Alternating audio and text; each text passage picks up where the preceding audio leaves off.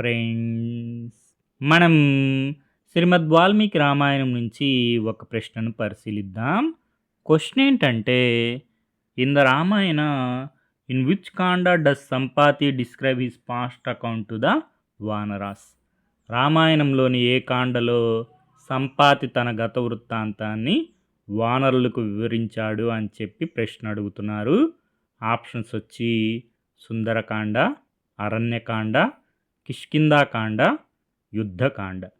సమాధానం కిష్కింధాకాండ.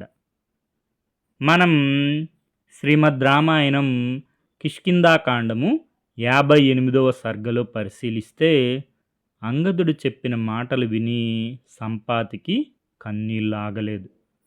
సోదరుడు జటాయు మరణాన్ని తలుచుకొని ఏడుస్తున్నాడు. సంపాతి ఆ వానరులతో ఇలా అన్నారు: రాముని కోసం, సీతను కాపాడడం కోసం తన ప్రాణాలను అర్పించాడు అని మీరు చెప్తున్న జటాయు నా తమ్ముడు. నాకు ఈ విషయము ఇంతకు ముందే కొద్దిగా తెలుసు. ఇప్పుడు మీ నుండి పూర్తిగా రూఢీపరుచుకున్నాను. ఇప్పుడు నాకు రెక్కలు లేవు. అందుకని నా తమ్ముడు మరణానికి నేను రావణుని మీద ప్రతీకారం తీర్చుకోలేను. పూర్వము వృత్రాసురుడు వధ జరిగిన కాలంలో నేను, నా తమ్ముడు జటాయు పోటీలు పడి సూర్యమండలం వైపుకు ఎగురుతున్నాం. సూర్య వేడికి నా తమ్ముడు జటాయువు సోమసిల్లాడు. నేను నా రెక్కలతో నా తమ్ముడు జటాయువుకు రక్షణ కల్పించాను. అప్పుడు సూర్యుని వేడికి నా రెక్కలు కాలిపోయాయి. నేను వింధ్య పర్వతం మీద పడ్డాను. నా తమ్ముడు జటాయువు ఎక్కడ పడ్డాడో తెలియదు. ఇప్పుడు మీ మాటల వలన నా తమ్ముడు గురించి తెలిసింది అని అన్నారు సంపాతి. అప్పుడు అంగదుడు సంపాతితో ఇలా అన్నారు: రావణుడు సీతను అపహరించాడని జటాయువు వలన రామునికి తెలిసింది. రామునికి సీతను అపహరించింది రావణుడు అని ఎవరి వలన తెలిసింది? జటాయువు వలన తెలిసింది. కానీ ఆ రావణుడు ఎక్కడ ఉంటాడో చెప్పకుండానే జటాయువు మరణించాడు. ఆ రావణుని నివాసం గురించి నీకేమైనా తెలిస్తే మాకు చెప్పు. దానివల్ల మేము సీత యొక్క జాడను కనుక్కోవడానికి వీలు కలుగుతుంది అని అన్నారు అంగదుడు. ఆ మాటలకు సంపాతి ఇలా చెప్పారు: నా తమ్ముడు జటాయు రాముని కోసం తన ప్రాణాలను అర్పించాడు. నాకు రెక్కలు లేవు కాబట్టి నేను కేవలం మాట సాయం చేస్తాను.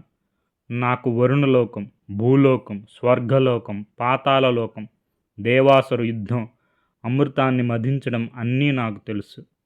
రావణుడు సీతను తీసుకుపోవడం నేను కూడా చూచాను.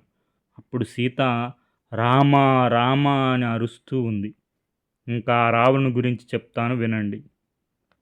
రావణుడు విశ్రవసుని కుమారుడు, కుబేరునికి తమ్ముడు. ఆ రావణుడు లంకా నగరంలో నివసిస్తున్నాడు.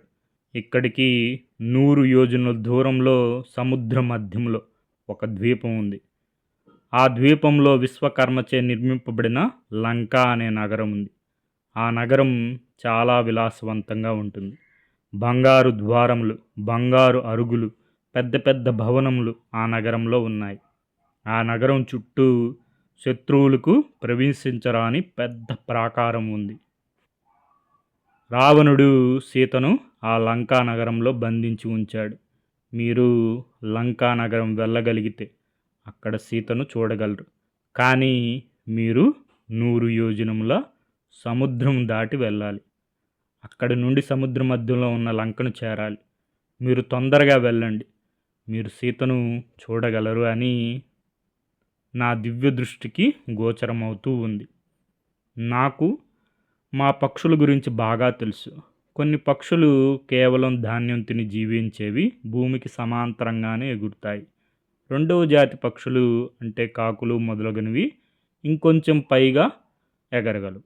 క్రౌంచ పక్షులు మొదలగునవి ఇంకా పైన ఎగరగలవు.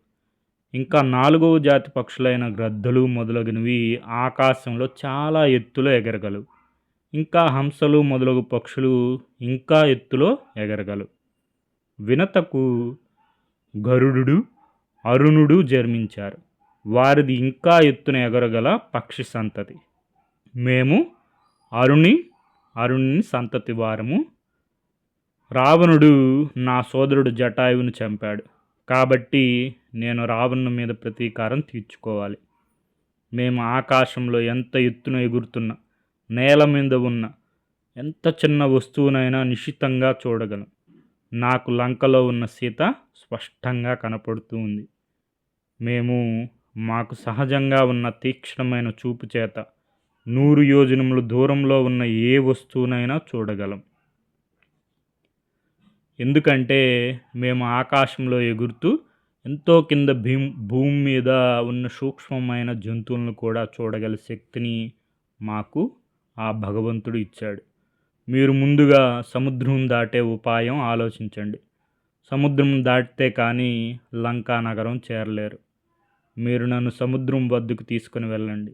చనిపోయిన నా సోదరుడు జటాయువుకు జలతర్పణము విడవాలి అని అన్నారు సంపాతి.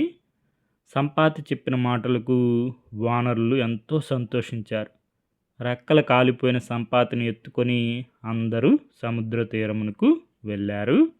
ఈ వృత్తాంతం మనకి శ్రీమద్ రామాయణం కిష్కింధాకాండము 58వ సర్గలో ఉంటుంది. మూలం శ్రీమద్ రామాయణం కిష్కింధాకాండము తేట తెలుగులో మొదలి వెంకట సుబ్రహ్మణ్యం గారు. మనకు ఈ వచ్చిన క్వశ్చన్ ప్రీవియస్గా అడగడం జరిగింది.